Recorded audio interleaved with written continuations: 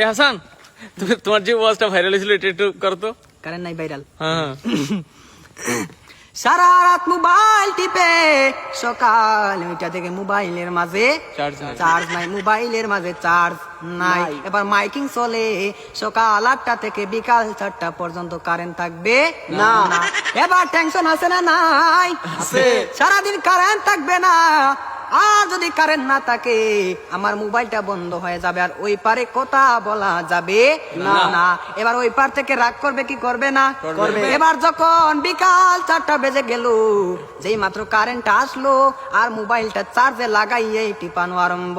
এবার মেসেজ করে হাই, এবার গিয়ে দেখে ওই পার থেকে ব্লক করে দিছে, ব্লক করে দিছে। এবার ছেলেটা তো টেনশনে আছে, আরে ব্লক করে দিল, আমাদের তো ভালোবাসা কোথায় গেল?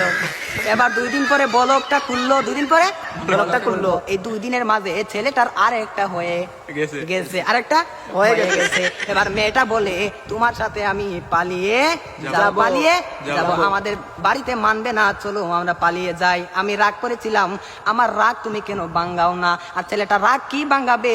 এই 2 দিনের মাঝে আর একটা কপালের মাঝে জুইটা গেছে।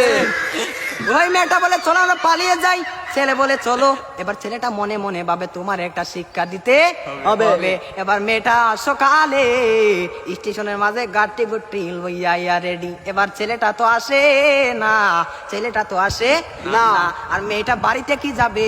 বাড়ির মাঝে 3 হাত লম্বা একটা চিঠি দিয়া পাইছে। পাশের গ্রামের রফিক মিয়ার সাথে পালিয়ে যাবে, বাড়িতে চিঠি দিয়ে যায়। আমি আর বাড়িতে মাঝে কোনোদিন আসবো না, তার নয় কার না, আমি আর কোনোদিন বাড়ির মাঝে আসবো না। আমি চলে গেলাম পাশের গ্রামের রফিক মিয়ার সাথে।